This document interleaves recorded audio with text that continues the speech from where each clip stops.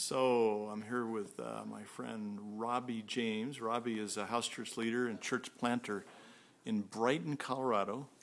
Tell us where Brighton is and tell us a little bit about your house church. Sure. Brighton is in the northeast corner of the Denver metro area.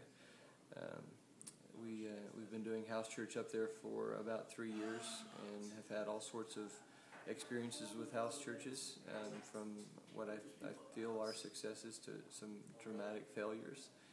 And over the past year and a half, God has really begun to teach us what it means to posture ourselves in listening to Him, both in community and as individuals. And the fruit that has borne in people's lives has been transforming and dramatic and prophetic, and so it's been a really rich experience. How did you teach your church how to listen to God's voice? How did you go about that? Sure. Part of it was information, a little bit of information, but the most of that was just experiencing that process together in community. So sometimes sitting around in a living room and posing a question, and then having some time to listen and reflect together. Other times it's been going on prayer walks, and there was one instance where I felt we needed to go on a prayer walk around the park area at my place, and so I staggered us out and thought that we would have kind of a serious time of listening. And before long, I noticed that people were playing on playground equipment and doing somersaults in the grass, and I was upset with the Lord that it wasn't going like I had imagined. And when we returned, by that point, including myself, everyone had heard the same thing, that we could be childlike and we were free to experience Him in joy. And so we've had really dramatic things that have taken place where God's voice among us has been really consistent. And I think that's brought people to a level of comfort in hearing, and also that consistency has allowed us to really discern which voice is the Lord's. And I think that's been that's made it feel safe to people, but it's also given people, I think, some comfort in being able to speak powerfully out of what they're hearing. One other phrase you use, which I really like, you talked about a culture of honor. How does that connect? What is that? Sure. And how does that connect with listening? Sure. It's really speaking into each other, not something that we just perceive or observe, but speaking into each other what God is naming or calling or identifying in a person as a place of gifting for them.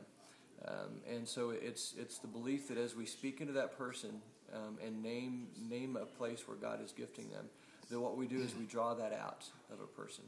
And so it's not that gift doesn't exist without that, but oftentimes it's the idea that it lays dormant until it's identified, and then kind of honoring that person and naming that and saying, this is how I've experienced that, really draws that gift out. And so we all get to, in a sense, stand in a place of inheritance as that person's gifting is drawn out.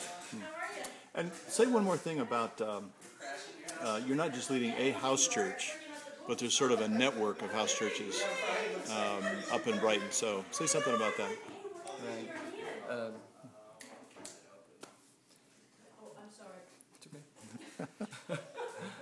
I think the network of house churches that we have, we're autonomous, and we're all churches, but we're connected together in leadership and in resources and in mission, and so I think part of that is some mutuality that we share in coming together as a community of people, of a larger network, but also kind of having the autonomy of our giving, of what discipleship looks like, of the kinds of things that we're doing out in community. But we're really joined together in the kinds of practices that we have. So kind of community practices are really things that identify us. And the way that we share resources and mission and leadership really connect us as well. How many churches in the network?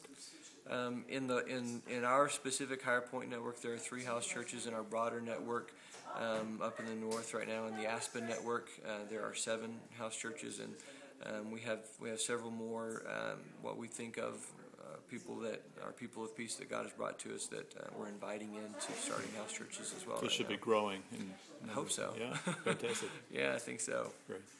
Thanks, Robbie. Appreciate it.